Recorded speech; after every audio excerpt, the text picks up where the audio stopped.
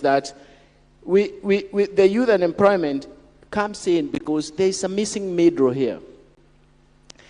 I looked at African economies for the last couple of years, and I could see that there was a massive expansion of primary school education and secondary school education and high school education, that's at the university level.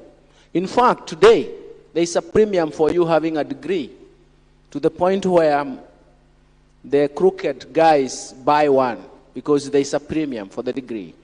But what happened in some countries is that they destroyed the middle.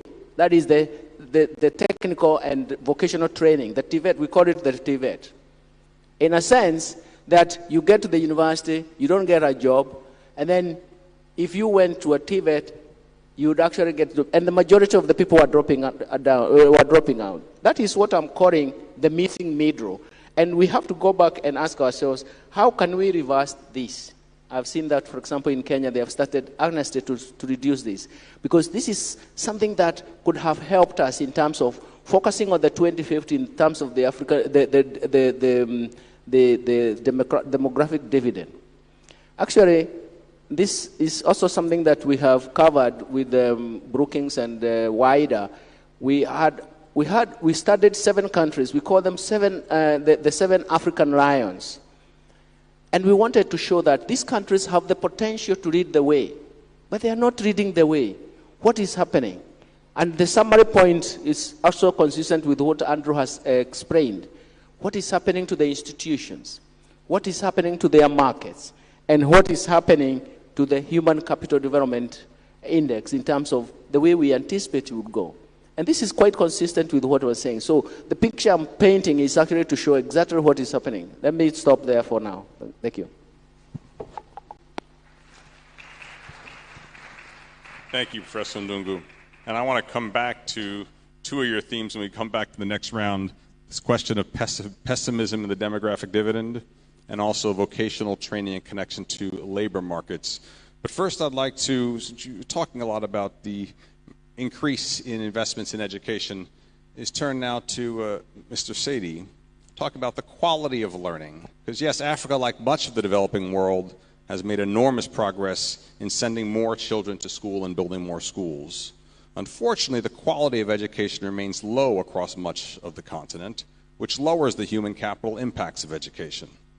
And of course, the learning loss during the pandemic further adds to that problem. How can countries improve their education systems to improve the quality of education? And how can digital technologies and platforms be used to improve student learning and to better prepare them for the future world of work? Mr. Sadie? Thank you, Ian. Good morning, everyone. Very delighted to be here. Let me start with 3 very important things, very simple, that need to happen for the quality that you talked about to happen. First, you need to have teachers that are well trained that show up in school. And then you have children who are learning that also show up. And the third element is having the right curriculum. Now, these 3 things seem very, very simple, but unfortunately, they do not always happen. Today, 9 out of 10 boys and girls cannot actually read by the time that they reach age 10. And I insist on the word cannot. And that's in sub-Saharan Africa. In contrast, if you look at high-income countries, 9 out of 10 children can, and that's the difference, read by the time that they reach age 10. And this is where the problem begins. And this is why we are very focused on starting with the base. A lot of things can be fixed later on, but we strongly believe that it starts at the primary school level. And this is where foundational learning is critical in terms of trying to make sure that you have the quality that you need at that base, and then you use that base going forward. And as you think about that quality, I just want to talk about 3 proven solutions that we are advocating in terms of making sure that that quality is there. It starts with structured pedagogy, where you have an approach that enables you and help teachers to have the right kind of training and also the right materials in the classroom. And then the next thing is making sure that you have differentiated instruction. So you could have children in the classroom being in the same grade, but not necessarily at the same level in the different topics that they look into. And this is where you have to have programs that are catered by level so that they can learn the right way and grow as they learn. And the third element is remediation. And this was particularly acute during the COVID time when you need additional instructions, additional time for those children who are left behind, who were not able to be in the classroom when they were supposed to actually have that opportunity. And a lot of this is documented in the book, the Smart Buys book, report, which was put together by a number of experts who were looking at just some of these basic things that you need to do in order to enhance the quality of learning. And then on the second part of the question that you were asking, educational technology, which we call EdTech. Now, to be realistic, I want to use the word can. So it can actually make a difference, particularly when we talk about the issues of accessibility, of affordability and quality, which are some of the basic barriers that we found in the field of education. And I use the word can simply because it does depend on the kind of infrastructure you have. Because today, very clearly, because of the fact that the smartphones, tablets, and other means are more available than they used to, it allows and makes it more possible to reach the communities that are basically remote communities and the ones that are not very easy to reach. And so that's the future. To the extent that those are put in place, it allows for scaling and to reduce the significant gap I've been talking about. So I'll stop here and hand it over back to you. Thank you, Mr. Sidi.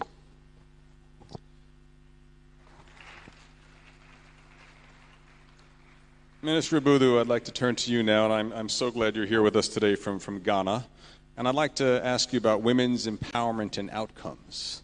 The already low investment in human capital is even lower for girls and women, which is reflected in lower educational outcomes during adolescence and beyond, in lower labor market outcomes throughout women's working lives, and often in reduced agency and voice in their homes and societies.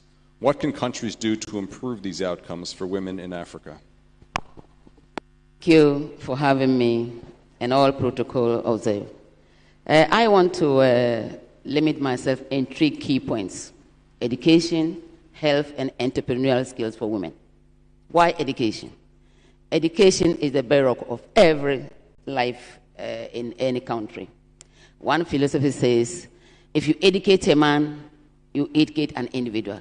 But if you educate a woman, you educate the whole nation. And I cannot testify in this room that all the women that are in this room are well educated and they are still learning.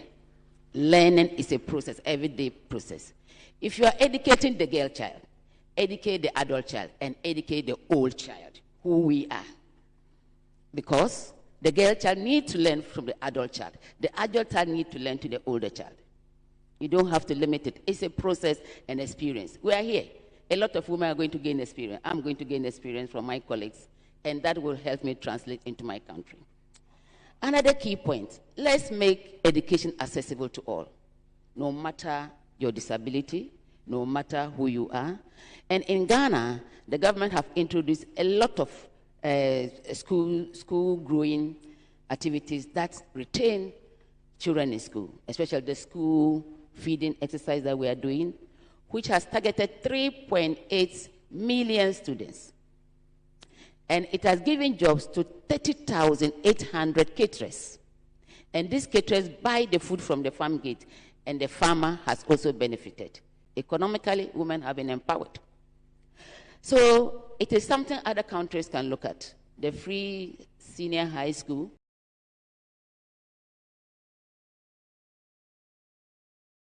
where everybody's in school, you don't pay fees, you are given laptops, you are given bags, you are given everything for free. So now we have a lot of girls in school as well as boys in school. So we have to build on an introduction of innovation technologies. Now it has come to stay. We need to introduce ICT in our schools. So if you look at Ghana, we have opened ICT labs in most of the schools, and we have also opened science schools that we call the STEM school, that every region have a STEM school. And in most cases, they are only girls that attend those schools. So definitely, we'll have the nurses, we'll have the midwives, we'll have the doctors, and we'll have the nutritionists from those schools. So other countries too can leverage on that. We should also look at registry. We should target registry that will give us data for the poor girls. And this can formulate policies for government to subsidize whatever their needs are. So let's use the registry data to emphasize on women empowerment. Health, reproduction, let's look at that one too. What do we do? At the early stage, the child needs to be taught about reproductive system, how it works. The adult needs to be taught when she starts the conception period, how the body changes, and devices. Also, let's look at the old age. When we grow old, our hormonal system changes in us. You have the hot flash, you have your hair coming out, and in some African countries, people term it to be witchcraft. And these are targeting the vulnerable women, and this will not yield to productivity. So we need to also train all these women to know about changes in their body. And we also have to bring education to the doorstep of the people, where we have to build more schools. We have to move away from theory and look at the practical aspect of teaching. China, they have developed because the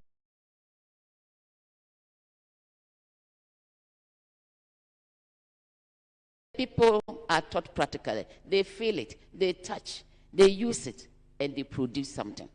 Africans should look at that and also emulate those things. Our healthcare system should also be brought to the doorstep of our communities, where at least a woman pregnant will not, especially somebody who has no the money to travel to bigger city, will have access to health facilities within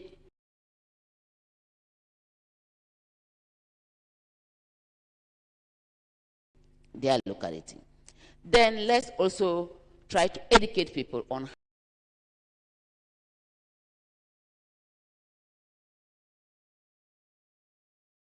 harmful practices in our communities. Where a woman is pregnant and they say you don't have to go to hospital because they will say it's not for your husband, it's for somebody. So they turn to the traditional birth attendants, and later on they have issues. But in Ghana, we have trained the traditional birth attendants and have given them kits so that if the women come there and they are able to deliver them, they will refer them back to hospital for more access. Entrepreneurial skills, the TVET, where technology is being taught, skills are being taught in schools. In my areas, I've realized that a lot of girls who go to the vocational training and are taught fashion designing, clothing, pastries and all those, when they come out, they don't wait for the formal job. They start business on their own. So before they get other jobs or they continue their education, they have been empowered with some funding. So we have to leverage on entrepreneurial skills and also educate a lot of women on that. A lot of women go through practice like you don't owe a land. How do we leverage on that? I think women in this room can testify that me and you can own lands. We can own our husband because we are educated, and nobody would fault us for that. So education is key in building human capital outcome. I will leave it here and wait for more questions. Thank you so much. Thank you, Minister Mbuda. Dr. Kaberuka, I'd like you to address the issue of human capital and productivity. And there are two parts to the question. How can we effectively invest in human capital development to enhance productivity and economic growth in today's rapidly changing and technologically advanced world? And second, what policies or strategies can be implemented to bridge the skills gap and promote lifelong learning opportunities, ensuring that individuals have the necessary capabilities to adapt to evolving job requirements and contribute to productivity going forward? Thank you. Thank you very much, Ian. Good morning, colleagues. First of all, let me say that the presentation by the Chief Economist was excellent. It raised all the issues, so thank you. But also, colleagues have made points here which I agree with, so I don't have to repeat them, because I agree with all of them. I just have a couple of points to make, and I'll be brief. The Chief Economist pointed to China in the way they have got everything right. I actually think the best example for us here in Africa is not even China. It is another small country, the south of Ethiopia, and that is Vietnam. So to give you an idea, the GDP of Vietnam in 1993 was just about $14 billion. $14 billion. The GDP of Vietnam today is just about $500 billion. $500 billion, from 14 to 500 in 30 years. Now, we can decide what has happened there, but those of you who are my age will remember images in the late 70s and the early 80s of people who are called the Vietnamese boat people. Do you remember?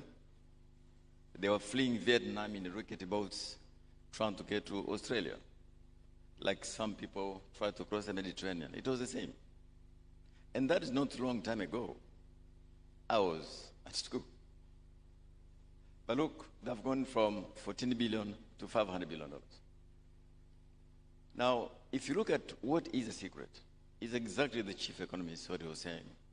The way they invest in human capital, plus attracting foreign direct investment. If you look at the structure of the exports of Vietnam, you'll find that about 40% of all the Samsung products are made in Vietnam.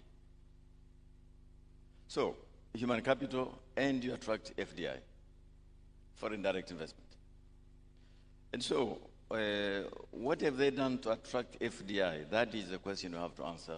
Human capital is one of them. But I was there about a month ago. I found also that they've reduced malaria incidence by almost 70%. Malaria in a tropical country by 70% because of investing in basic health systems. Nothing very sophisticated. They've taken a huge advantage of digital. And also, luckily for them, they have relatively cheap energy. But the key issue has been human capital and attracting foreign direct investment, because that's how you create jobs. But here is an issue which we are not discussing enough, and I want you to, in the next 2 days, to take a careful look at it. Because foreign direct investment, we're all competing for it. But the first thing people look at is how stable the countries are. Stability of the countries. Now, Latin America missed the demographic dividend. I don't know if Professor Njuguna maybe later can say about this. Why? It was a very unstable continent. Debt crisis, macroeconomic instability, political instabilities, and they missed it. All right? And so it is very important we link up all these things together. And I'm glad you are raising the issue of institutions, because good institutions mean stability. I am on another panel, Ian, set up by the Secretary General of the UN on the Sahel. There's 100 million people in the Sahelan countries. It's called the International Panel on Security and Development in the Sahel. Now, many of those countries in the Sahel have actually, not in the free trade area, they have the highest form of integration possible. One currency, one central bank. So even integration on its own is not adequate. It is the secular instability of the Sahel which makes it difficult to attract foreign direct investment, even when you have one currency or something below it, maybe a common market. And so it is vitally important that we invest in human capital, but also in the environment which will make these young people prosper, which will make investment to be attracted. I mentioned Vietnam, but I can mention a few other countries in that region where the GDP has multiplied almost at the same magnitude because they are getting the dividend right. Now, two more small points in. I don't know how to say this because one of them is a bit controversial, is that I think too many of our senior policymakers are too distracted by issues around natural resources. They are distracted by looking for oil, gas, diamond, cobalt, whatever it is.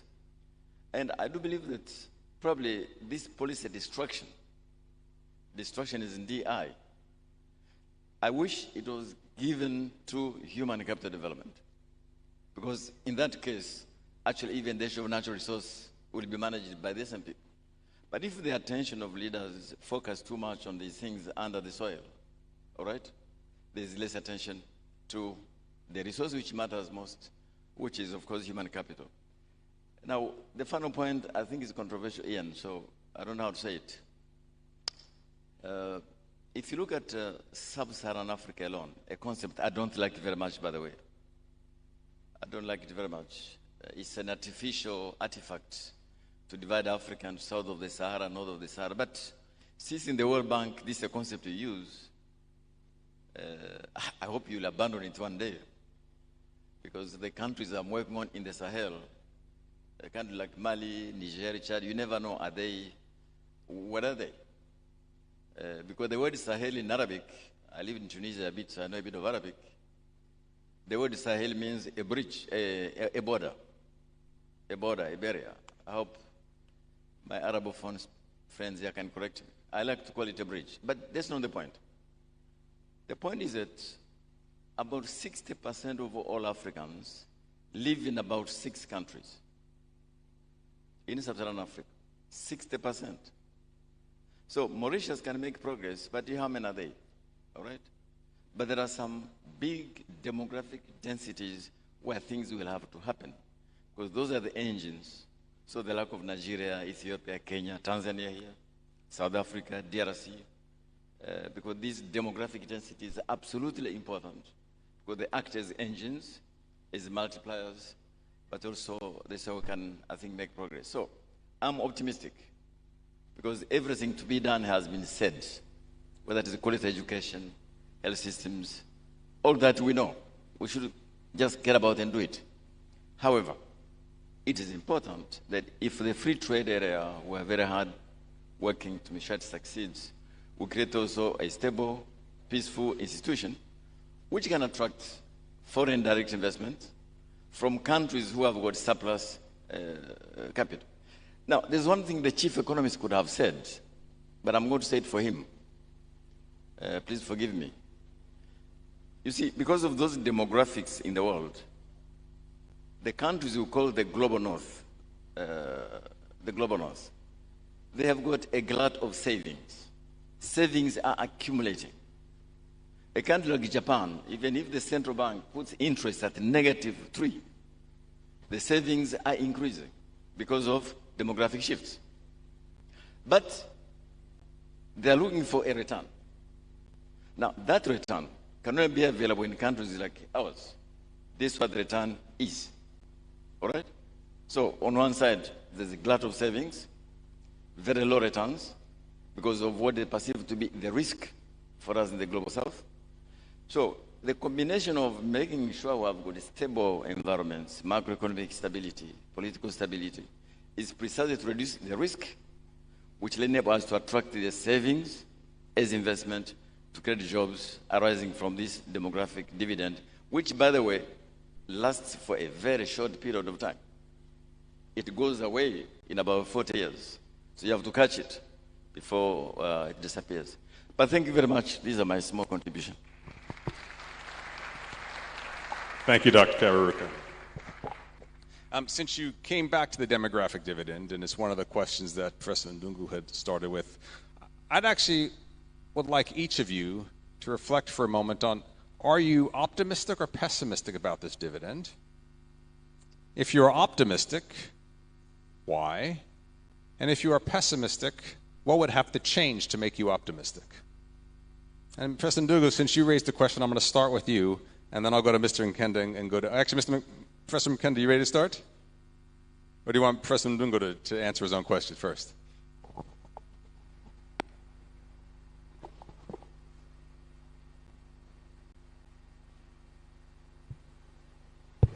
Okay. I was wondering, because when you switched to green, it talks. Now it was refusing to do that.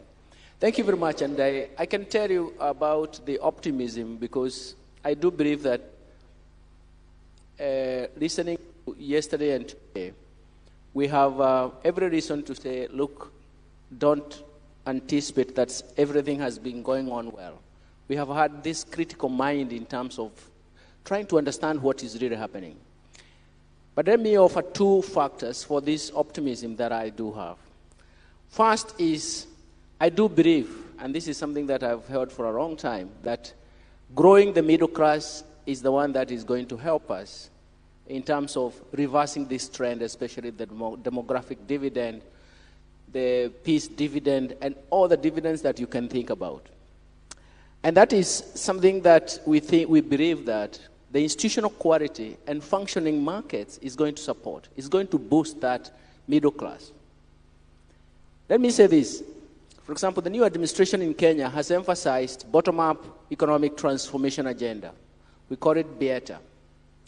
The whole issue is, why bottom-up? Because so many people have been left behind and they have sunk into abject poverty. Why economic transformation? It's because capital accumulation, and that is consistent with what President Kaberuka has just said, the whole issue about capital accumulation is very, very important. And you can close the gap using, for example, foreign direct investment or even debt to try and grow the capital accumulation. But it has to get to thresholds that are going to ignite economic transformation. But we haven't managed to do that. That's why I'm saying the middle class is the one that can help us in terms of doing that. Why do I say this? First, they have a preference for peace.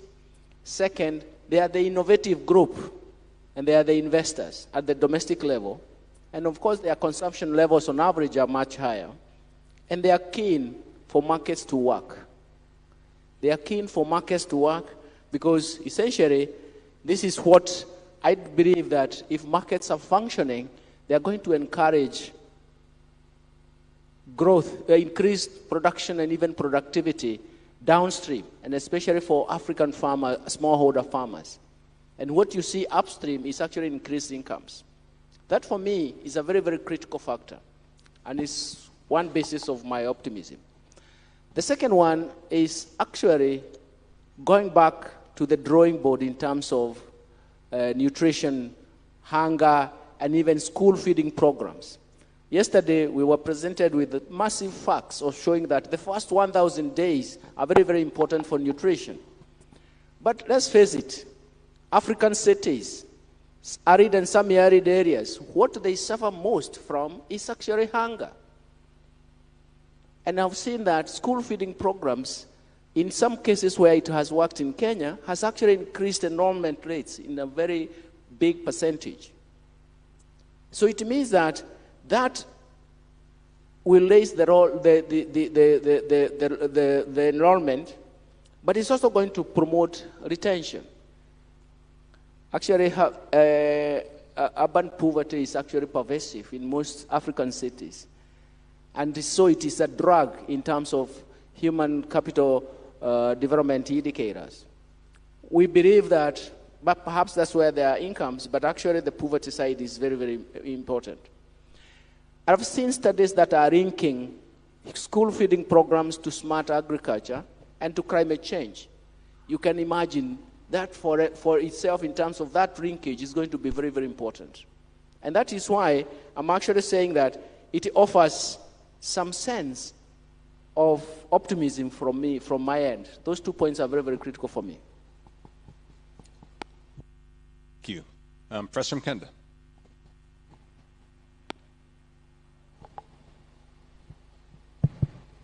Am I optimistic about Africa harnessing demographic dividend?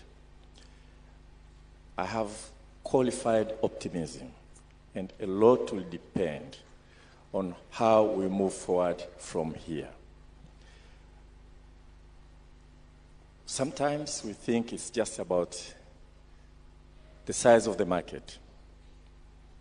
Therefore, continental free trade area. Maybe size matters. How about Mauritius and Botswana in terms of population and the market size? And of course, Kaberuka said, well, I think sometimes we are focusing on natural resources, thinking that will take us forward. And then how about Korea, South Korea, and other countries? So let me digress and take a little bit of history very quickly and see the significance of this meeting and moving forward from here as Africa.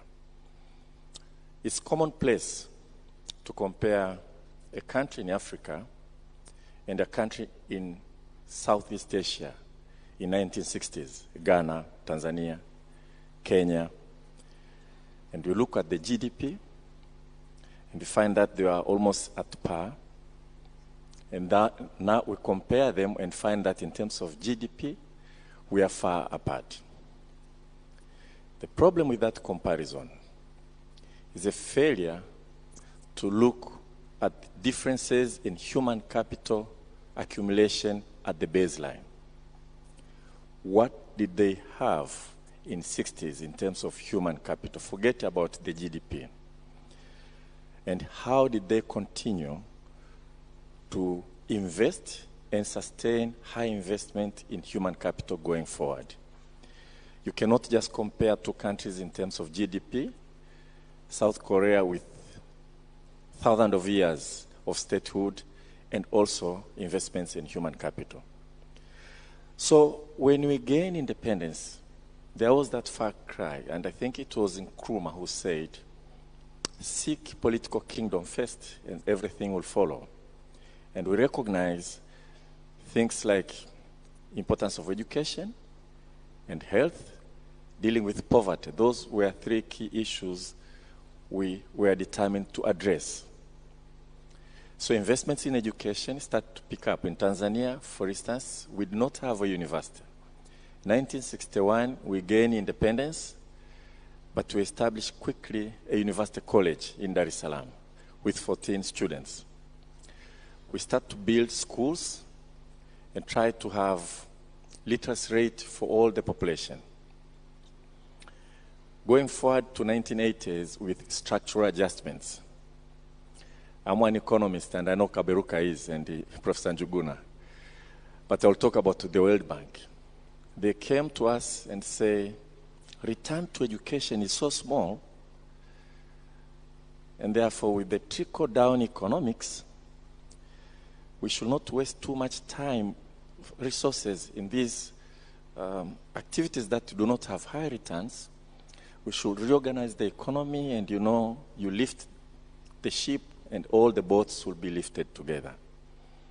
And we actually cut down on expenditure in education because we look at the returns to education. And the fallacy of that is that we are focusing on 2, 3, 4, a decade, years, instead of looking at intergenerational impact of capital accumulation that is the country like Korea and Taiwan had by 1960s when we tried to compare the two countries.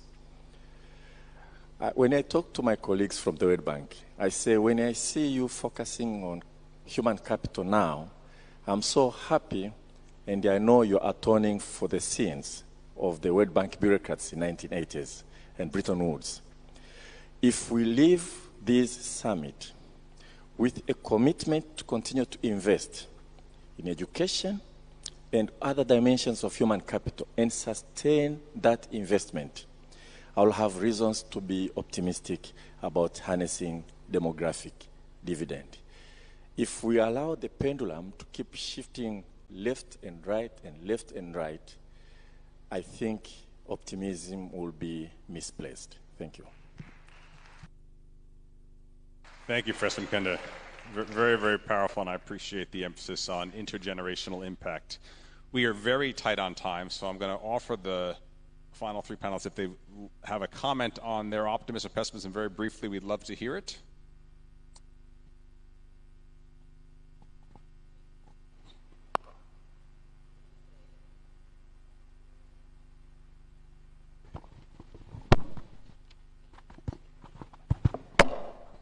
Hello. I think I want us to look at inter-country trade. Let's leverage on that so that we can trade among ourselves within African countries. We can also look at exporting our human resources that we have within our various countries. If Tanzania needs nurses that Ghana can produce, why not? If Tanzania have doctors that Ghana need, why can't we do that? Intertrade women in mining, what percentage do we know? What is the data of women in mining? How do we train them in risk factors in mining sectors? So we have to look at all those things holistically and come out with African solutions. I'm also looking at, in Ghana, we have something that we call Livelihood Empowerment Against Poverty. That's the LEAP program. And this program actually targeted the extreme poor within our communities. And women are majority. And then on one of the payment sessions, I went with my officers and we met a woman who lost a husband, left her with 6 kids. 2 of the boys were taken by the uncle, leaving her with 4 of the girls. They were dropouts from school. So we enrolled her on the LEAP program. Then the first payment of cash transfer, she went and bought guinea fowl eggs from the community, stood by the roadside, and she was selling. Now, she's the biggest woman selling eggs in that community. And she has been able to send her children back to school. And the last time I met her, she said, do you know, I now have suitors. They are coming for me. But I say, I want to take care of my children first. I said, oh, why not look at one and pay? She said, no, when they come, they will take my capital and they will eat my eggs. So she has built herself, she has empowered herself economically. And she now knows her right. We need to provide laws to protect women in businesses, women, girls in school. We need to get laws that will protect them. So I would like to say, let's look at inter-country trade, where there shouldn't be barriers, where we can all trade within ourselves. The ECOWAS trade, we should emphasize on it, and also try to bridge the gap between women. I mean, looking at us sitting here, there's a gender disparity because only one woman against how many men? So we need to look at that. Always, women, let's pull our colleagues, women, along, and one day we'll be there. Thank you so much. Final words from Dr. Kaberuka and Mr. Sadie. So it is whether I'm optimistic or pessimistic. Yeah, but no, I think we have no choice. That will be my answer. It is something we have to do. And here are my 2 reasons. How many people in this room would know that at the turn of the last century, 1900, actually, European population was bigger than the entire African population. Maybe that's why we're even colonized, because they were almost double our size. The numbers at the time around 1900 were around 150 million people, or thereabouts. And Europeans were more than us. Okay. But around 1950, numbers began to even, but African population bypassed the European around begin 2000. And what is the importance of this? Is that throughout history, when you have had this kind of big demographic shifts, there are only two solutions. Solution number one is massive investment of the type I've been discussing to get to double-digit growth, to create jobs for the people. The second solution, historical again, is out-migration. How can you explain that 60% of Argentinians are Italians? It's because Italy was facing a huge demographic bulge, but there are no jobs for the Italians. So off they went. This is how they are in Argentina, 4 million of them in New York. Now, because of these issues around migration dynamics, it is most likely, as it is now, that a lot of African migrants will migrate to other African countries in the context of African single market. Hence the powerful point the chief economist was making about the importance of the free trade area. And so, for us, if this demographic dividend is not to disappear, we have to invest within our countries and also within the region. Now, just for somebody who is not from the field, I just have an offer, a thought here. One thing the Asians have done, Professor, is that they have not targeted so much input into education system. You know, gross enrollment. It is about learning outcomes all the time. They target learning outcomes. So, for example, if kids leave secondary school, they still don't have what it takes. That education continues even at work. And so I think where we can make a big impact on our education systems is to leverage digital. We never have enough teachers, but digital is available for all of us. Number two, target outcomes so that the kids coming out of the education systems are able to take advantage of this dividend. But I agree with you, Professor. I think we have talked about these things far too much. We know what to do. We know what has to be done. And I think it is time just to get around and do it. That was makes me optimistic. When you have a panel with a bunch of professors and PhDs, you learn a lot. It's like going to school. Mr. Sadie, I'm going to give you the last word. Thank you. So, I am a development professional. I've been for a number of decades. I cannot afford to be pessimistic, particularly when I think about what is at stake and the prospects that I also see in where we're going. So we just need to make sure to watch that dependency ratio as we think about whether you want to leverage that demographic dividend. When I think about the availability of job platforms, the matching platforms that enables that potential to be leveraged. When I think about the prospects of the free trade agreement with roughly about 15 or 20% of inter-trade, I mean, and just that gap that needs to be filled. When I think about, we were together at the Mo Ibrahim Summit governance when we read that report that was just giving a lot of information about our countries, with 6 of them being among the top, looking at the top 10, 6 of them being among the fastest growing countries, and then the growth prospects after that in the coming years. It's about leveraging those potentials and advocating and working hard to make sure that those potentials are there. And perhaps I'll end with one thing that has been, and it's very dear to my heart, and I think that we don't talk enough about. When I think about this world where as we engage with our respective countries with the reduced fiscal space, there's a lot of conversation about just going back and asking for more money. And I think that that journey for self-reliance is important. And one of those, when I look at our debt situation, which makes it extremely difficult to put anything aside in order to leverage those potentials I'm talking about. And in that report, I remember talking about the total debt of sub-Saharan Africa being equivalent to what you have in just one country in Europe, which is Belgium. And then when you think about our countries in general, if your debt to GDP ratio is going north of about 60%, alarm bells start coming. And there are countries like Japan where it's over 200%, but never make the headlines simply because of their ability to go and finance themselves. And what I'm getting at is really the advocacy needed to really put the credit rating agencies at task.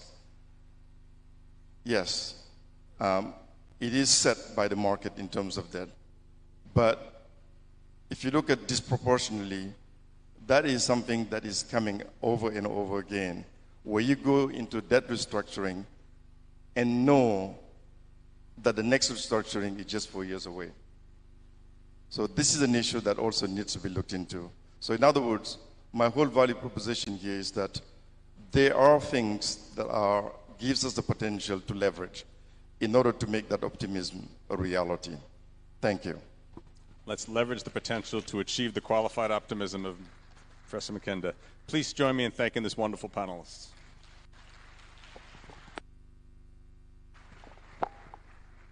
Thank you.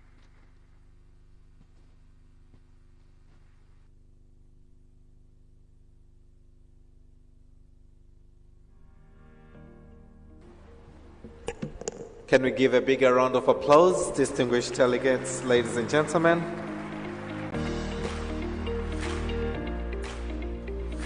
Thank you so much, Mr. Solomon. As he had mentioned earlier, Solomon is Dean and Professor at the University of Virginia, Frank Burton School of Leadership and Public Policy. Thank you so much for that powerful moderation. Distinguished delegates, ladies and gentlemen, we are now going on to the next session where we're going to learn about connection between people and infrastructure and better human capital outcomes. Allow me now to bring to the podium Diebedo Francis Kere, founder of Kere Architecture and the Kere Foundation, who is also a Pritzker Prize winner in the architecture for the year 2022. As he comes to the stage, can we put our hands together? He's here. Karibu-san.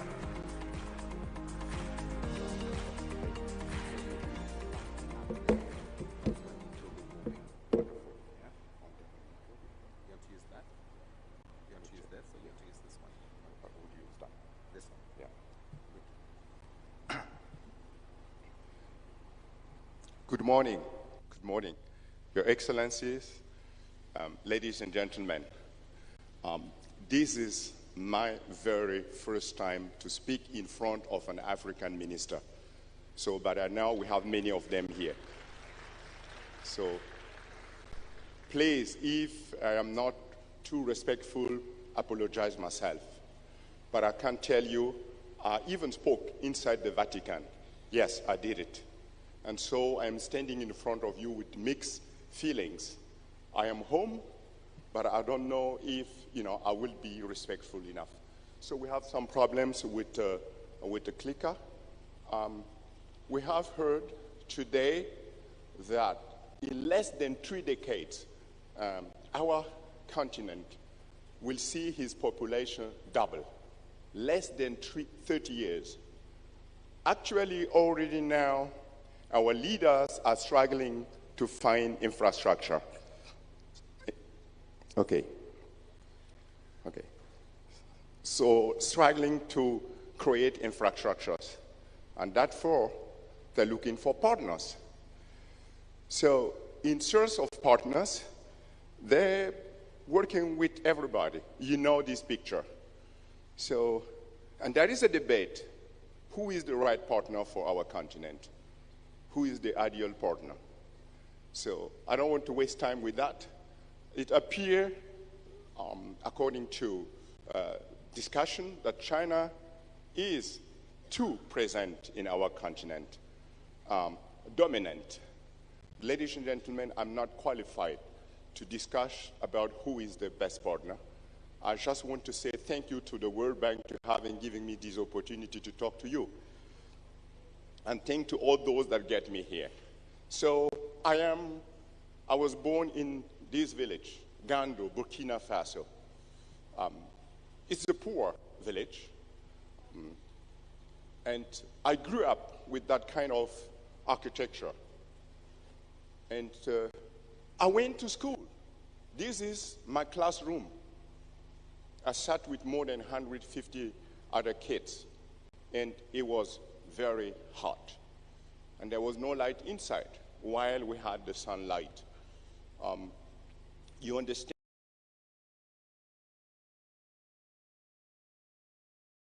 And growing in a place like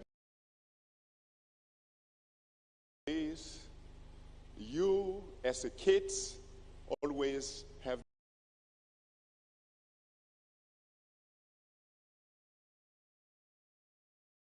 a dream to make things better. So it doesn't took me long, thanks to this school, that I grabbed a scholarship to go to Germany to study. It was great that the German government gave me this opportunity. I started and I found Germany was a paradise. So I decided to do my high school degree when I was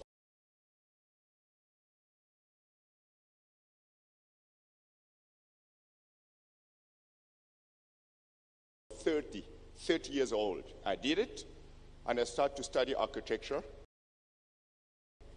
And, you know, after 2 years, I had the feeling I had enough. You know, I was good.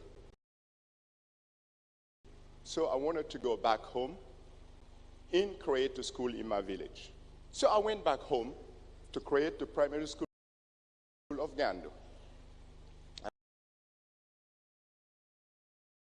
told to my people, if you want to create something that is good for us, is to use the material we know the best, which is clay. And I convinced, okay, let me say, I happened to convince my community to help build the school. And so we did it. So even older men, you know, our older men,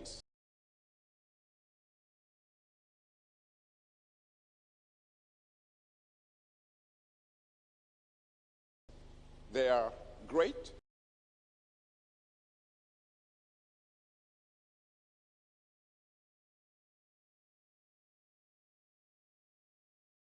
And we don't let them work, but it was helping me. The women for sure. What I applied was a technology. I was using clay, the same clay that my people knew. I added cement to create bricks that look like you can see. And we built this school out of mud, rebars, and metal sheet as a roofing. Inside, I create a ceiling. All material from 100 meters. From 100 meters from the side. I applied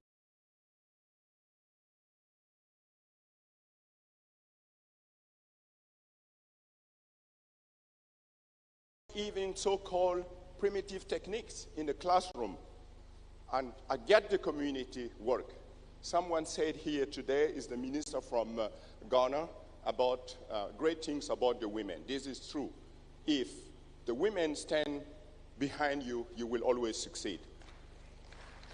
So the women in Gando help create a clay floor. It helped us save money. But what I was doing is to try to get people to touch the material, you know, even techniques. to create a simple vault using the same bricks. And I will jump on the top of every single mock-up to show to my people, guys, it is working. And so people trust in techniques.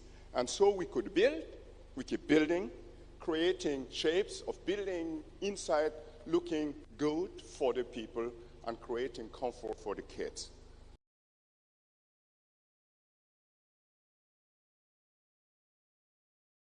It doesn't take long.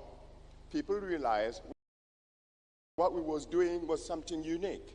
And so they approached me to ask if I can help them do their project.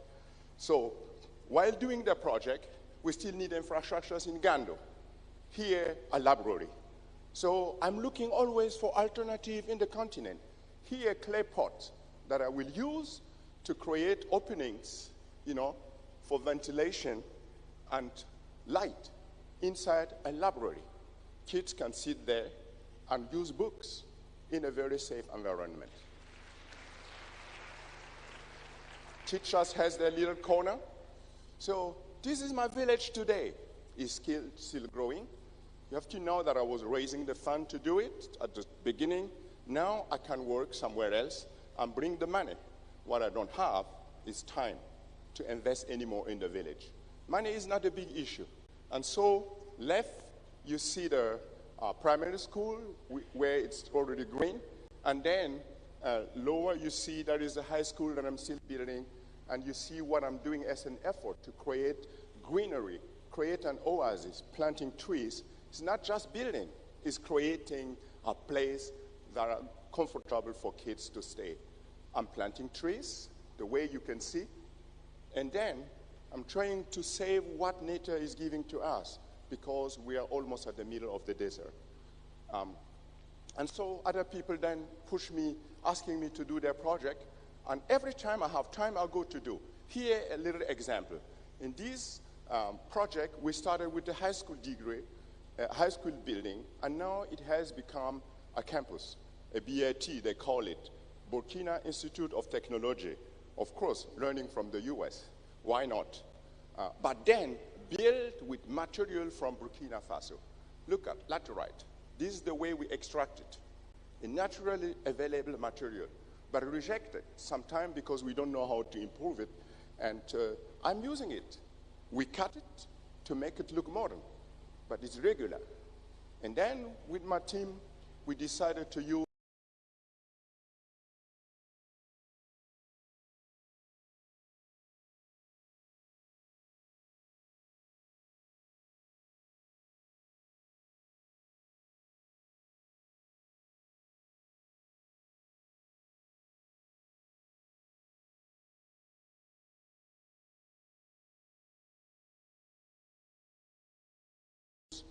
available wood to create a facade. Let's call it brise soleil, creating a shape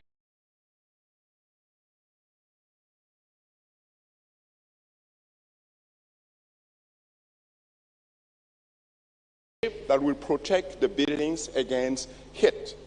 And so women will be here. It's not anymore Gando. At the beginning, people were saying it is because it is a community.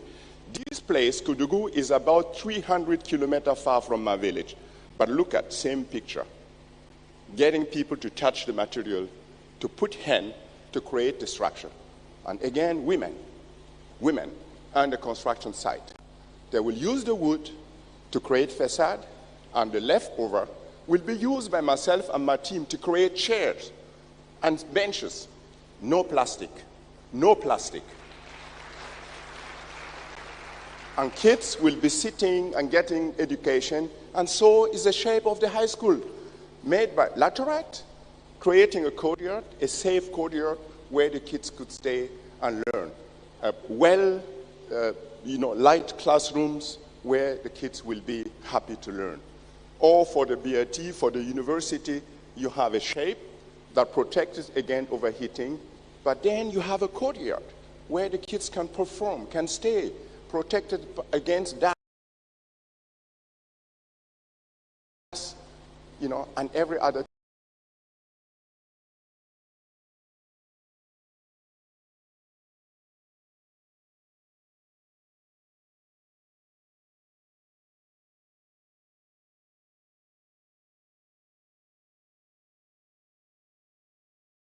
thing that can be negative. And so this is this campus. So honestly to you guys, ladies and gentlemen, if I'm looking back to that, I feel that I'm creating, or let me say I'm putting light in places where there was no opportunities. This is my work. And because I had a chance to do, and if Africa is not giving me a job, what I do to warm up, I go to the US. I see a lot of material. Here, a pavilion in Montana, very cold, and in a rich nation, one of the dominating nations. And your brother, me, Francis, went there to create a little pavilion using what is available and the technology and the money to create a structure that is capable to stay a hot summer, but also the winter. You know, it's not just mud. It is to show you that looking what is available, you could use it to shape people's dreams. Here, this pavilion serves as a concert for the visitors, but also a place to relax. And it's not just in the US. Very quickly, showing you what I was able to do, using also technology, knowledge and money in London. Just those projects allowed me to earn money and to go back to Gando and keep building. That's why I'm showing you them. So Serpentine Pavilion in Kensington Garden, it is the highly great place in London. Your brother was able to create this structure there because he is privileged. Because he's privileged like all of you here, I have the chance to attend education and then to use it because people gave me opportunities to do so. And my heart is with you guys, taking decision to shape, the future of our continent. I'm always, if I have time, I come back. Here an example, a clinic in Lewo, Burkina Faso, that I just built using clay bricks and human capacity that I have been training myself since I was a student. To create a clinic out of mud, which is so clean, and believe me, in this clinic, even group of people that normally will not go to the hospital, if you go there, you will see them queuing to go to visit a doctor. Maybe because of the building, maybe because of the quality of the building, maybe because we did it ourselves. I don't know. But however, in every of these projects, I'm integrating little ideas. Here, housing for a doctor that will come to visit. I try to mimic the way people give a size to their building and build little tiny houses. So people will come, and by the way, they will look at and potentially learn from it and go to improve their own housing. And inside, you have a little, very clean room where you even have a toilet. Brothers and sisters, friends from around the world, in a rural area, if you have a house and there is inside a toilet, it is a great luxury. And that's what I'm able to do in the rural area. And now I'm being called to even be involved in buildings that represent the pride of nations. Here, for example, the Parliament House of Benin, where I'm learning from nature, applying traditions in Africa, l'arbre à palabre, the palaver tree, where we sit together to talk. Learning from that, I'm creating a huge Parliament House, which is now under construction.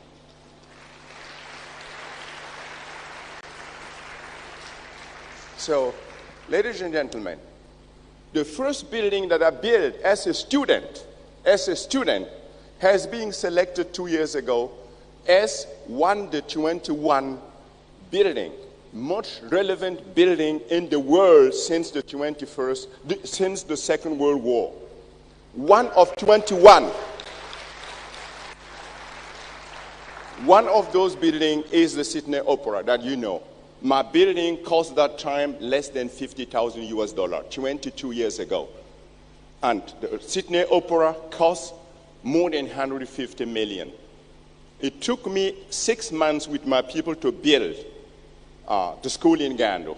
And the Sydney Opera took more than a decade. Africa is rich, ladies and gentlemen.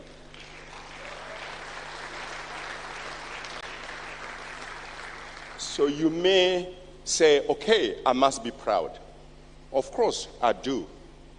I do.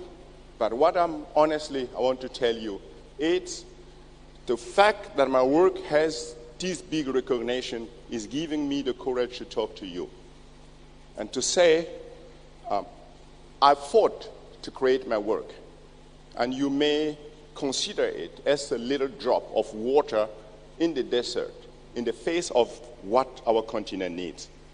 I may agree with you, but I'm telling you, if you take decision which allow that kind of initiative, project to happen, you will create a lot of drops of water that even will be able to transform a desert in a rainforest. So I want to tell you, it depends on you to support that kind of initiative. If you do so, you will contribute to develop wealth in Africa, and so to contribute to develop the wealth in the world, because we depend on each other. Thank you very much. Yes, yes, Africa can.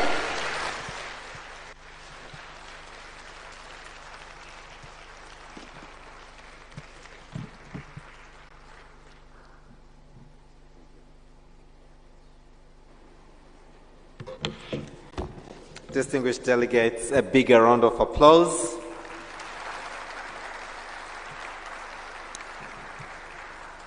And just to add up a little bit on his profile, he is recognized globally for his pioneering approach to designs and sustainable modes of construction. His vocation to become an architect comes from a personal commitment to serve the community where he grew up, as we've seen on his presentation. And he believes in the transformative potential of beauty, looking onto what surrounds you, looking onto what you have. Just as when I look at everyone here, I see how bright the future of Africa is. So let's give ourselves a bigger round of applause. Thank you very much. So we're going now on to a session that is going to look onto the skills for the jobs of the future. Skills for the job of the future. And to moderate this plenary, distinguished delegates, ladies and gentlemen,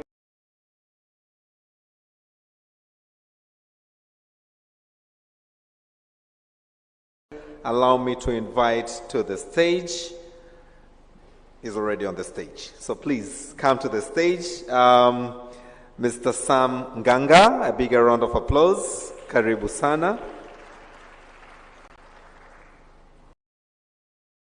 And he will also introduce his panel. Karibu Sam. Thank you so much.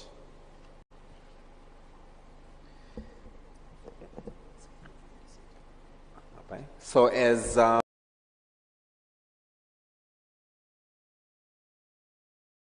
the stage is putting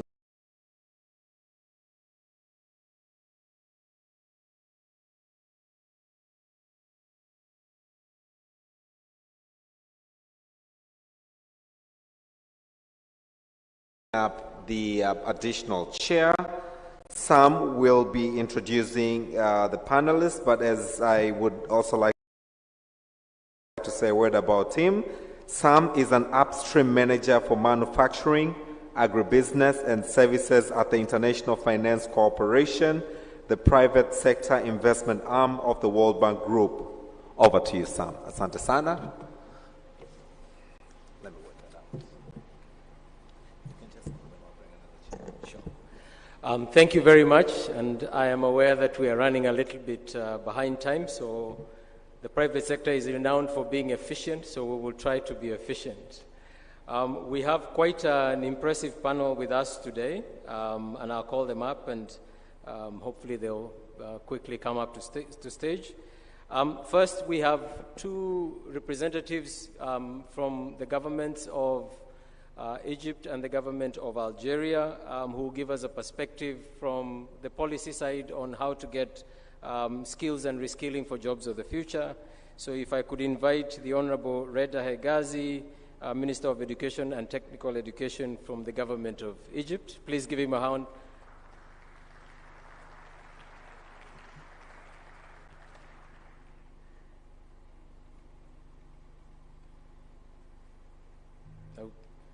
Okay, thank you. And then I'd like to invite the Minister Yassine Walid from the government of Algeria, where he's the Minister for Startups and Micro-Enterprises.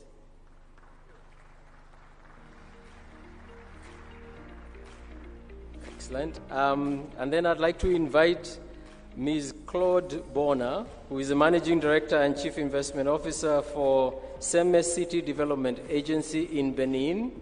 We have quite a good representation from across the continent. Welcome, Claude. And Mr. Peter Materu, who is the Chief Program Officer for MasterCard Foundation, and I believe I see him coming up. Welcome, Peter. From Ethiopia, we have Ms. Samrawit Fikru, who is the CEO of Ride Ethiopia, a ride-hailing business in Ethiopia. Welcome, Samrawit. And from Kenya, Mr. J. Michoma, HR Director from Avenue Healthcare. And finally, and definitely not least, representing Tanzania is Mr. Benjamin Fernandez, who is the founder and CEO of Nala Money, one of the biggest fintech businesses, he told me, in Africa, so in Tanzania and in Africa. So we're going to try and run through this as efficiently as we can. And the purpose of this panel is to explore how do you translate all these issues we've been talking about, human capital development, into the people that actually do the work, right? So you have students who are in the education system and who will soon be making their way into the workplace. You have adults who are already in the workplace, and how do we respond to the changes that we're seeing as a result of new technologies, as a result of machine learning, as a result of artificial intelligence. As the architect who was just up here said, Africa is rich. Africa is rich in human capital, but we need to channel that human capital into actual results in the workplace and in jobs. So that is our task. We have a few minutes, so we'll try and run very quickly. I hope everybody has got a mic.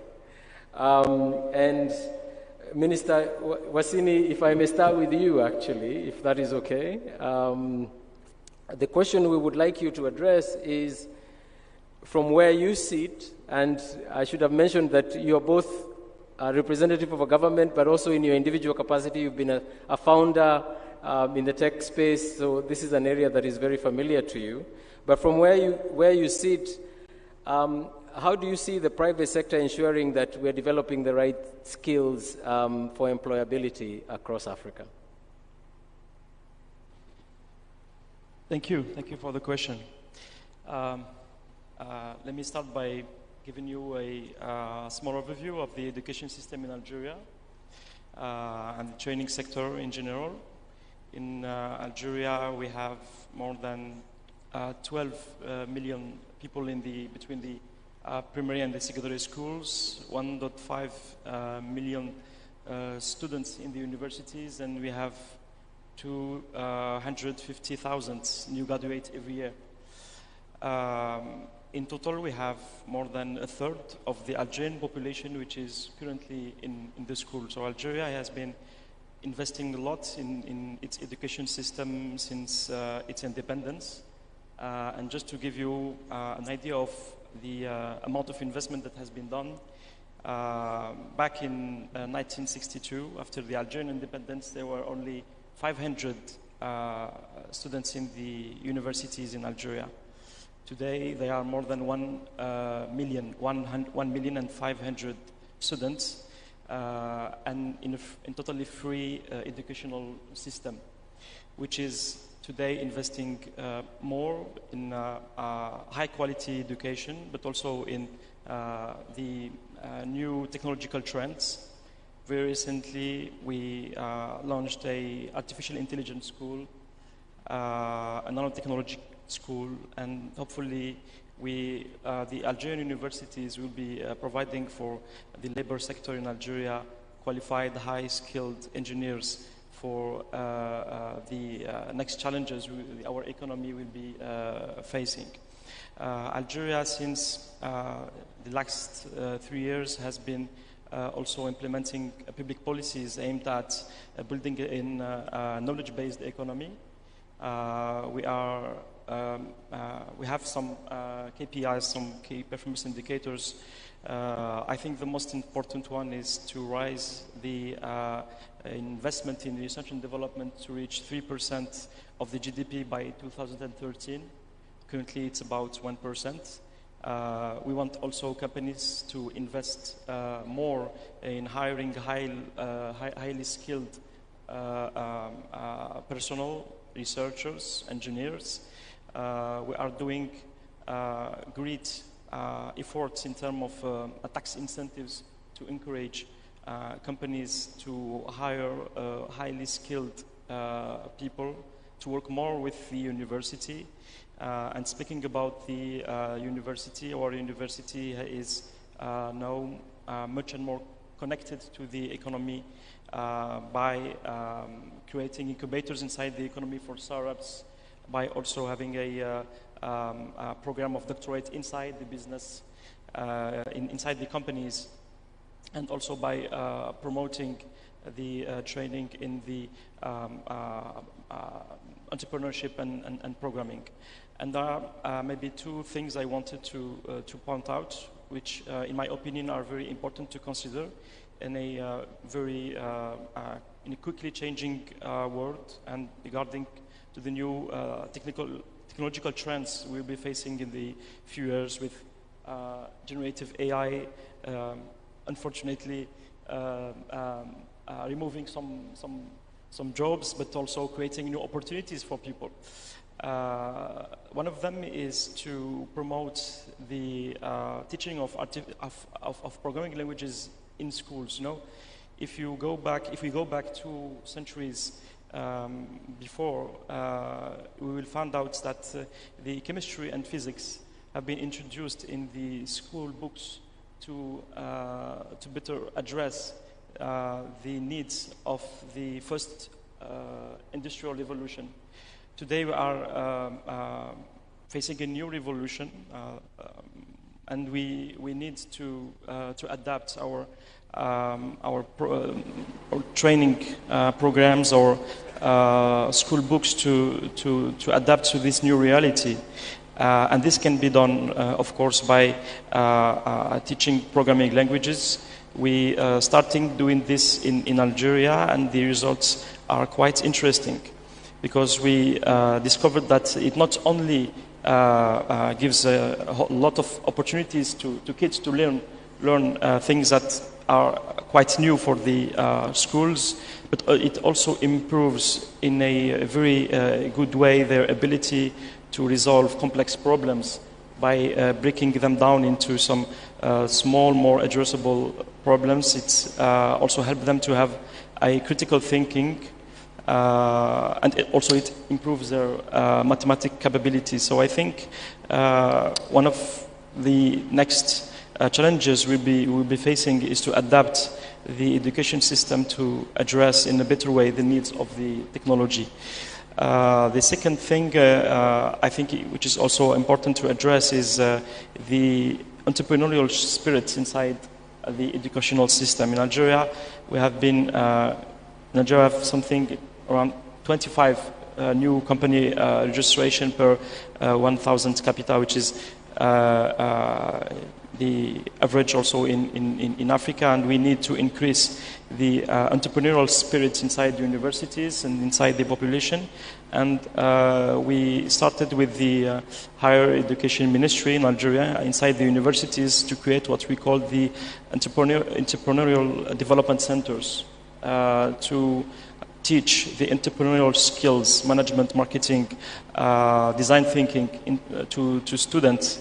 And the results are also quite interesting, because we managed to almost double the entrepreneurial will inside the university. So to address, I think, the next challenges regarding to the economy, but also the technological development of Africa. I think those two topics are important to consider. The digital technological skills and also the entrepreneurial skills. Thank you. Thank you very much, and I think that covers quite a lot of the opportunities. If I may go to you, Professor Agazi, and I think you're going to speak in Arabic, so there will be translation. So if you have a headset, please, you might need to use it now. But Professor Agazi, on the policy side, on the government side, what are the steps that governments are and should be taking to help set up the right policy so that we can narrow the gaps between the employment requirements and the skills that we need to be developing? شكرا سيدي. أولا أنا سعيد أن أنا موجود النهاردة. بشكر زملائي على المنصة، السادة الحضور، ودولة تنزانيا على حسن الضيافة اللي احنا وجدناها، والسيد السفير. لكن أنا عايز أقول لحضرتك وزارة التربية والتعليم في مصر، بما أن وزير التربية والتعليم، عندنا 25 مليون طالب في مصر. 25 million students in Egypt. و2 مليون معلم وإداري، 2 مليون معلم. فده بيدي مسؤولية كبيرة جدا على الوزير المسؤول. في 2018 السيد الرئيس أطلق استراتيجية بناء الإنسان المصري، وكان الأساس فيها أن الطلاب يتعلموا تعلم جيد حقيقي وليس الحصول على درجات، لأن في ضوء الثورات الصناعية والتحول الرقمي لم تعد الحصول على المعلومة فقط هو الأساس، ولكن لابد من أن أنت تمتلك مهارات التواصل واللايف لونج ليرنينج، التعلم مدى الحياة، ومهارات التفكير المختلف. فعشان كده كان لازم الدولة المصرية حريصة برضو عن، أكيد عندنا تحديات زي أي دولة موجودة في أفريقيا، عجز المعلمين وكثافات الفصول. فكان من هنا الدولة المصرية حريصة على ذلك، ففي تعيين 150 ألف معلم ولهم آلية لانتقائهم، لأن أنت محتاج معلم قادر على التعليم والتدريس في عصر التحول الرقمي، مختلف خالص، مش دوره ملقن ولكن دوره أوركسترا لعملية التعلم. تاني حاجة بناء عدد من الفصول 118 و500 ألف فصل بتكلفة 39 مليار جنيه. ده واحد عشان نسد الكثافات اللي موجود. ولكن دعني أدخل على السؤال بشكل مباشر.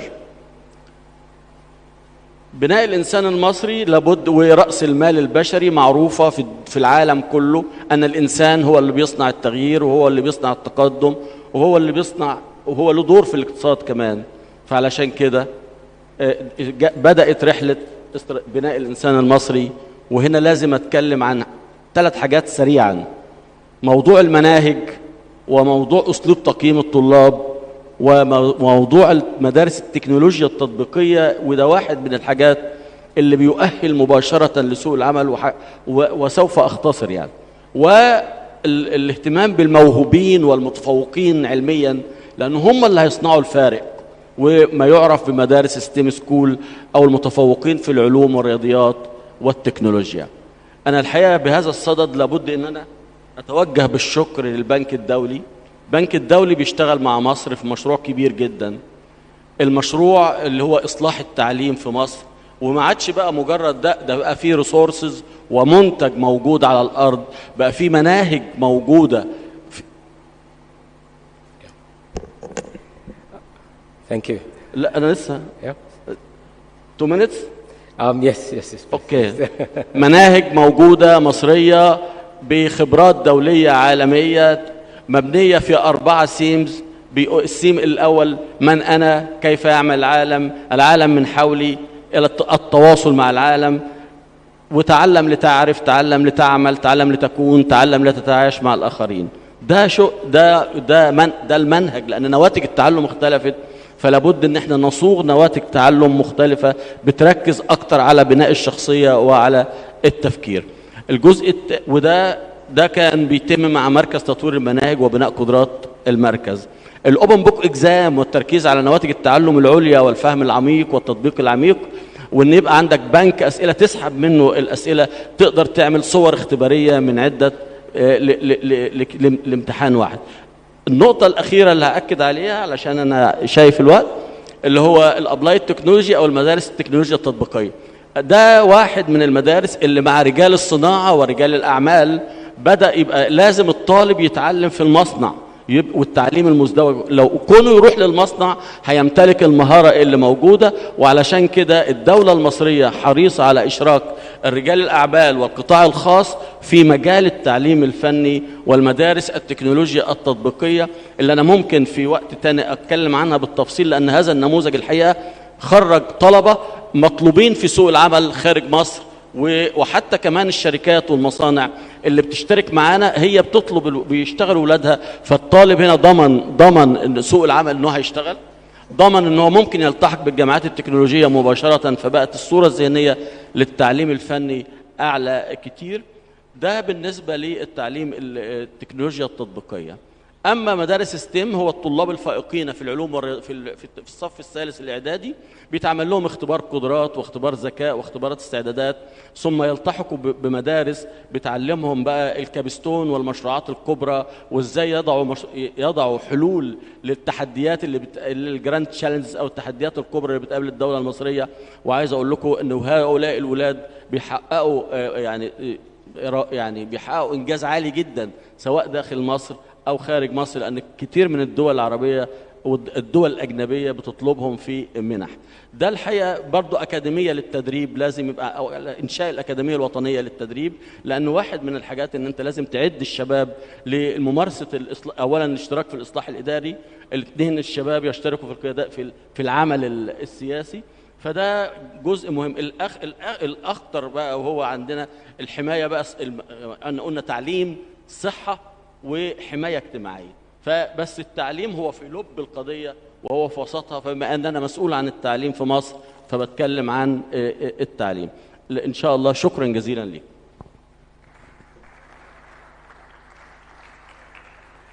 Thank you, and sorry we didn't have enough time to go deeper into that. And maybe Peter, this is a good time to bring you in. If you have any reflections on those two questions, or how educational institutions can also play a role, over to you. Do you have a mic, Peter? No. Yeah, there we go. Oh.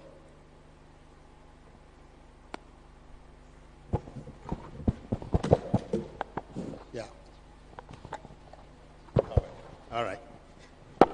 So thank you very much, and a big thank you to the World Bank for inviting us to be part of this conversation. The MasterCard Foundation is really about human capital development. We are a very young foundation, established 2006 with two purposes. One is about education and skilling for young people, and the other one is financial inclusion for the poor. But when you take it together, it's really about human capital development. So the subject of this conversation is very much in the right and center of what we do. And since 5 years, we made a decision to focus primarily on Africa, young people in Africa. And it's about enabling young people not only to access education and skilling, but it is about taking them all the way and also to access dignified and fulfilling work. And we set a target of 30 million young people in dignified and fulfilling work. So it's what we are doing, and right now we are working on this strategy to try and deliver that. Now, coming back to your question, really the disconnect that we are seeing between skilling or education and employment is driven by a number of things. The first one is just the numbers themselves. You know, the numbers, because of the success in education, the numbers of young people that are coming out of the school system are so many more than the opportunities available. And so even if we had the best education systems, there still wouldn't be enough opportunities for every young person to get into a dignified and fulfilling job. And that's why one of the things that we are prioritizing at the MasterCard Foundation is really empowering young people to create their own opportunities through entrepreneurship, but also accompanying them to grow beyond the startup level. That is one. The second one is information gap. What we are finding in a number of countries where we work is that sometimes opportunities are available and there are talented young people, but the link between the employer knowing where the talent is, and the young person, the talented young person knowing where employment is, especially for young people who come from poor families, who don't have the networks, who don't have fathers and mothers like those of us sitting here.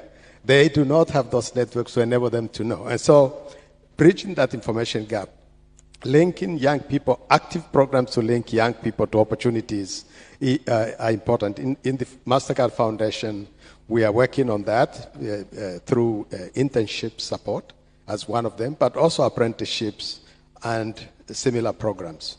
We work with partners across the continent to connect young people to opportunities using various methods. The third one is really something around what has been mentioned here by colleagues. The two ministers mentioned them, the fact that we need to constantly evolve our education systems to match the changing needs in the labor market. I think this is something that countries are managing fairly well, I must say, and this is an area that really we just need to continue, especially because today the evolution of knowledge and technology is so much more rapid that it's not possible to wait 10 years, 15 years before you have a look at the curriculum. It's a continuous process, and I'm glad to see various countries in this process of transforming their education systems. Now, let me also make one point. You know, there is a stock and flow issue here. The stock issue meaning the young people who have already finished school and they're out there looking, and there the task is more about enabling them to make that last hop into employment, or either self-employment or wage employment. And there are a number of things that we've seen that work quite well, which is kind of like the finishing schools model that India used some time back. Taking young people who have finished university or TVETs and then enabling them to up their skills, but in a targeted manner so that when they leave, they are going to transition successfully. We've been working with the Africa Leadership Group through their new program, they call it ALX, where they take young people who have finished university degrees, give them anywhere from 6 to 12 months of upskilling, but working very closely with employers, and then connect them to either to get into wage employment or entrepreneurship. And so far, about 500,000 people have benefited from that, and 80,000 of them have transitioned successfully into work, and the other 500 some are still in the process. But the point is, short, sharp, targeted programs to take graduates who have completed schools and transition them into work. Now, the other part of the story is the flow, that looking at our education systems and doing things that can really help to get it right, meaning to get young people completing and transitioning successfully. And the minister talked about some of this, which is about career guidance and counseling. It's about internships, about entrepreneurship training. It's about, I'm going to mention one thing here, leadership development. It's so important because of this rapid evolution of knowledge and expertise and technology. It's so important that people learn to become self-paced learners. And for that to happen, they need that discipline of learning, that's one, and leading self, leading others. Certainly, they need to be digitally literate as they leave the institution so that they can benefit from the opportunities which are out there. So things that we can do while they're in school so that they're better ready. And at the MasterCard Foundation, we have the MasterCard Foundation Scholars Program, which is really aiming to create this new generation of young people who are transformative over time. And these are some of the things that we are embedding into the program, working with the institutions where these young people go, so that over time they can emerge successfully. And we are seeing that beginning to happen. So I will stop there for now. Thank you. No, that's very, thank you very much, Peter. And I'd actually like to take the opportunity to shift to somebody who's an example of what you've talked about, creating jobs for themselves and creating jobs for others. And Samrawit, if you could tell us a bit about your experience and how the private sector is approaching this issue on skills. And perhaps you could start by how many people have been employed by your business. Thank you, Sam, for the question. So when we start RIDE, by the way, RIDE is the first technology, transport technology for Ethiopia, which is the capital city of Africa. When we start the technology, we approach to the drivers. And we have technology to connect you with the passengers. They said, why do you need your technology while I have my own clients, my own passengers? And that's where we said, okay, we have to change our language to their level. We have to see how they're approaching a new technology, a new ideas. We have to go and spend time with them. Then we start to have our day with them, spending our day with them, how they communicate with each other, how they learn from their peers, and so that we customize our training to their level, so that they can understand what the technology will provide them. Then after doing that, we customized our training to their level and select the first adapters, and we gave them a title called RIDE Ambassadors. Those ambassadors know how to communicate with their peers, to show them how the technology works, how it can increase the way of gaining more trips per day. We were like asking them, how many trips are you guys doing per day? They said 2 or 3. I'm enough. I'm going to say thank you to God and sleep. And we said, but through the technology, you can get 12 to 14 trips a day. They said, no, we have clients, I don't need. But those ambassadors, who's the early adapters for the technology, they start to pitch them. They start to show them how their life is changing.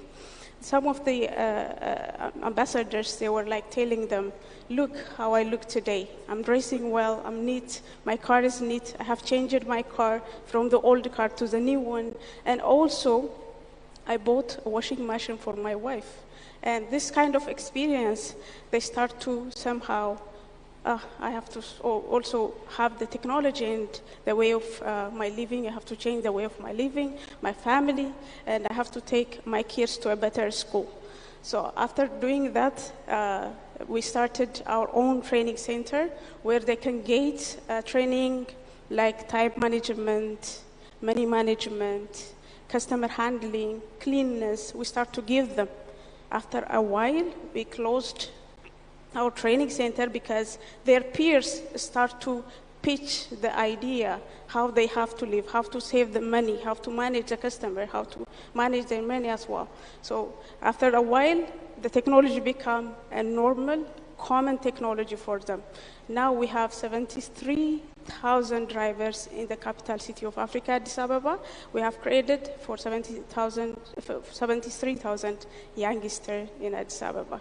So we didn't ask them, we didn't somehow, we start to pitch our idea with high-level business ideas, but it didn't work for us. We go down to their level, customize our training, and pitch our idea. They start to accept it. They start to give us their trust. So that's how we did the training. Thank you. I don't know whether everybody got that number, 73,000. So I think that deserves a round of applause. Thank you very much, Samrawit. So let's switch to Benin, where I believe you're trying to develop many people who are starting their own businesses or are ready to work in the new environment. So perhaps you can, Claude, you can tell us about Summer City and your approach to this skills issue. Is that working?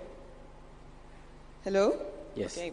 Thank you. And I'm very grateful to actually have the opportunity to be here and talk about what we do in Benin in front of this assembly. So thank you for having me here. So Summer City is an initiative that is one of the flagship initiatives of the Beninese government.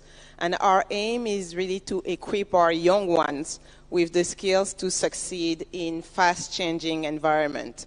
So we do that by building programs, academic programs, entrepreneurship programs, research programs. Really the aim is that by doing this, by bringing them together, the entrepreneurs, the students, the researchers, we can accelerate growth and their contribution to the economy. So in terms of skills, and I'm super happy to be talking about reskilling jobs for jobs of the future. There are three main things that we have to keep in mind. The first one is jobs for the future. It's a very tricky one because we don't even know what those jobs are going to be. We kind of know what the skills are necessary, but it's an exercise to start thinking about which jobs are still going to be existing in a few years, which ones are not. So it's really best to start thinking about the abilities that our young ones need to have to be successful in a future work environment. And by doing this, you have to humble yourself because you can't be doing this behind your desk. You really have to go out there. You have to talk to the private sector. You have to talk to the government, understanding what their plans are, where the economy is going.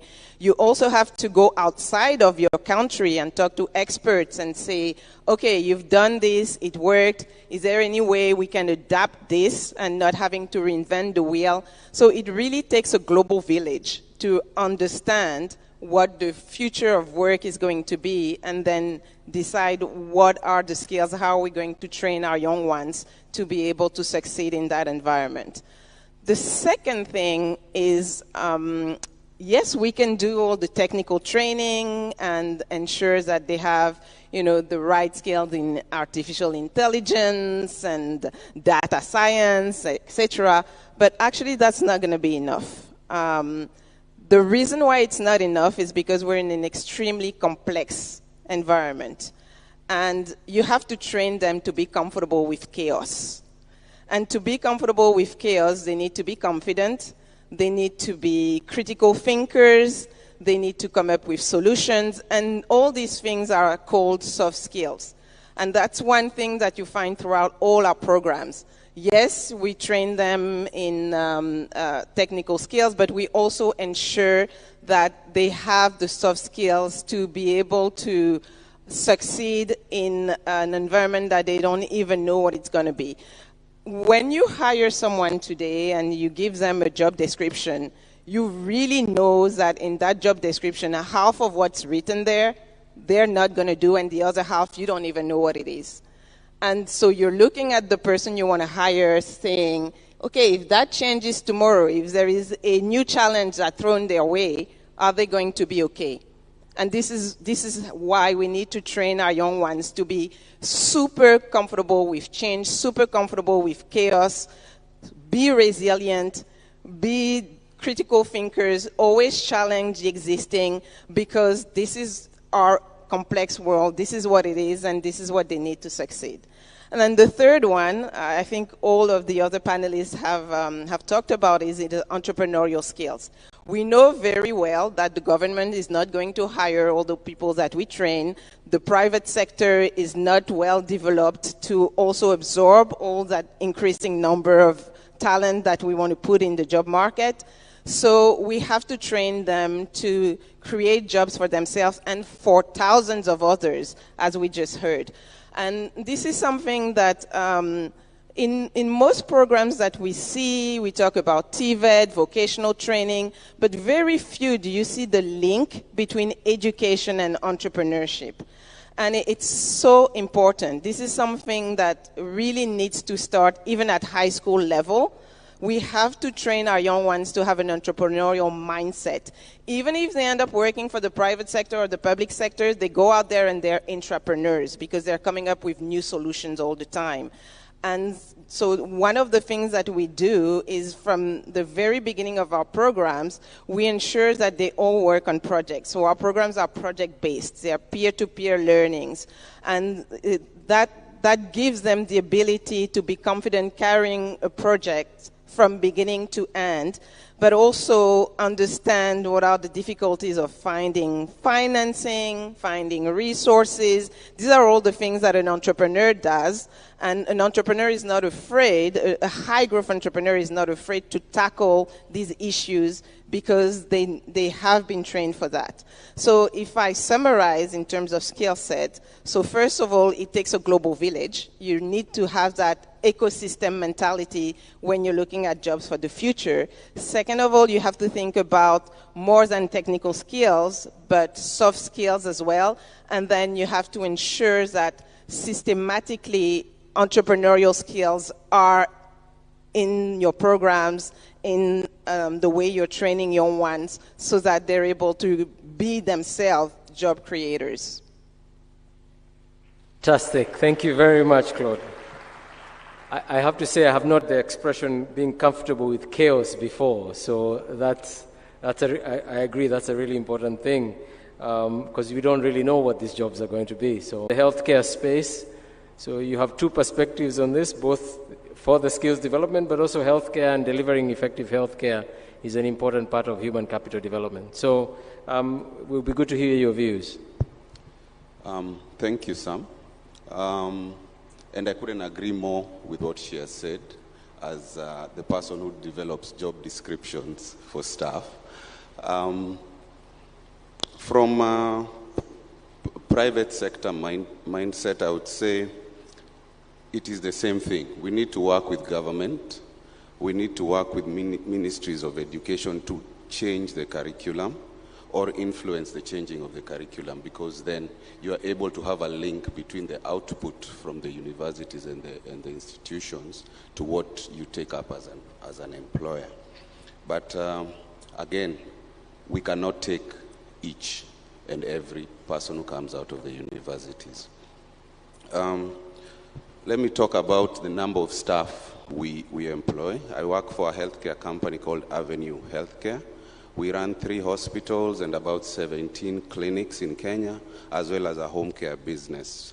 We have about 1,100 permanent staff and about 700 temporary staff who come and go based on their timings. Now, for the majority of the staff we hire are nurses and doctors. And naturally, our business is mostly brick and mortar currently because of culture. Culture is the doctor. I must see the doctor physically. I must go to a hospital. So currently it's brick and mortar, but the transition is happening, and it happens mostly through the middle class, because they are the first to embrace technology, to embrace telemedicine, to embrace, technology in the deployment of medicine. So the larger the middle class, the more the transition into technology. So for a skill set we are hiring for, the key thing for us is we look at the data. We look at the data of healthcare, let me call them conditions, and where the population is going.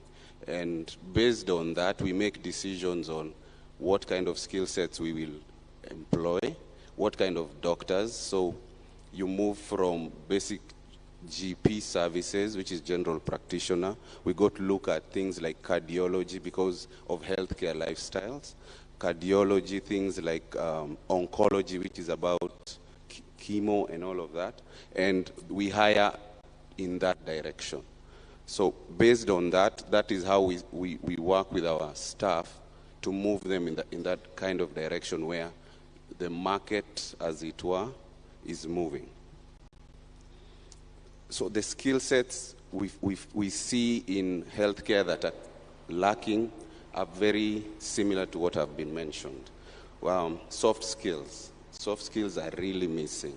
How to communicate, how to be a critical thinker, how to adapt. Those are critically missing, and those are things which we develop.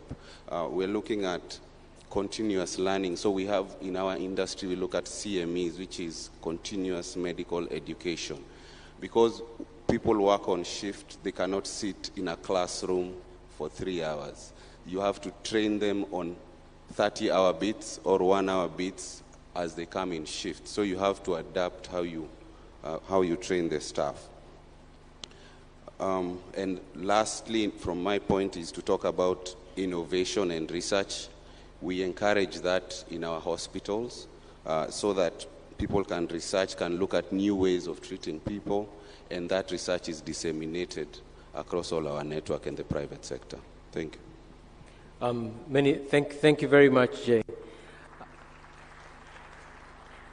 And so finally, Benjamin, you have traveled this journey, you've set up a business, you've been an entrepreneur, an employer, digital space.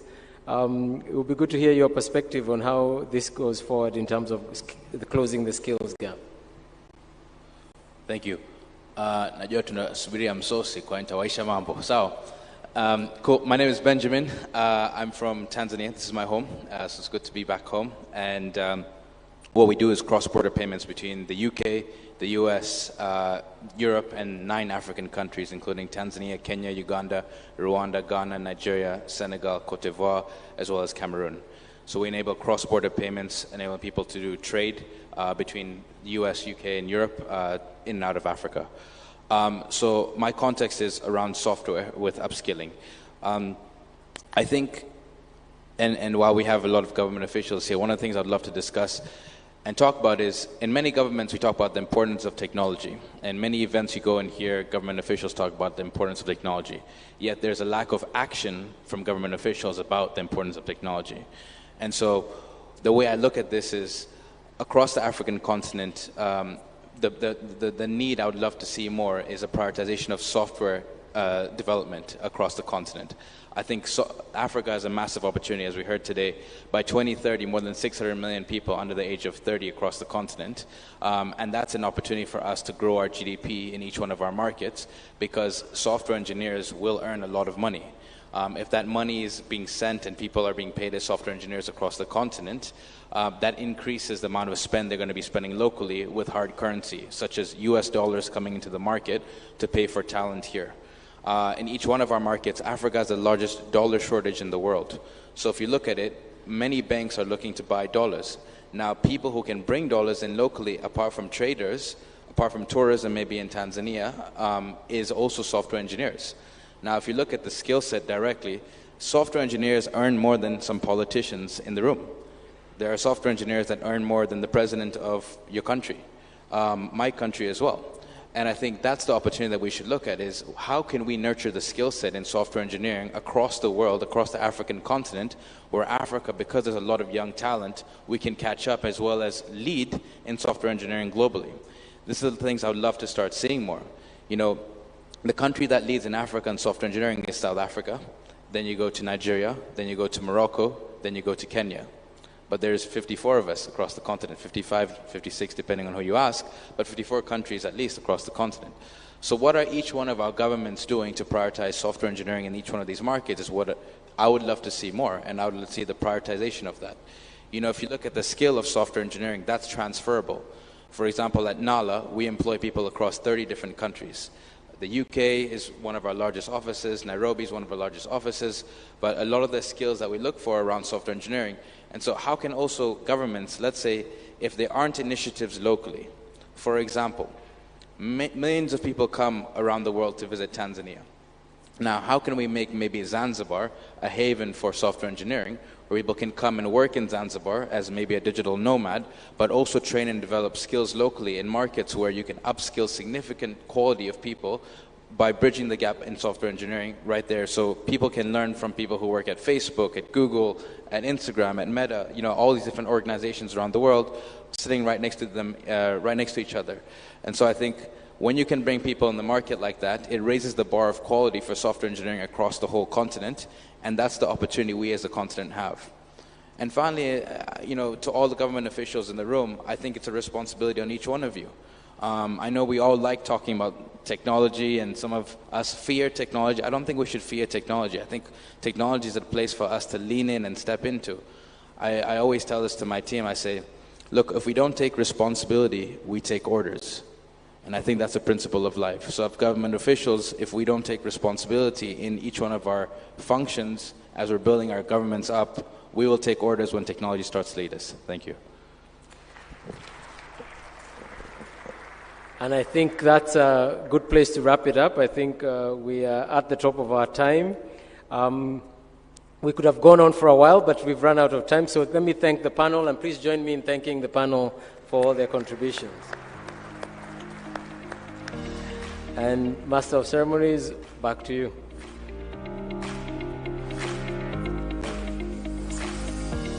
So another bigger round of applause, distinguished delegates. Ladies and gentlemen, thank you so much, Sam, and the wonderful panelists for that powerful contribution. We are now going to break for lunch.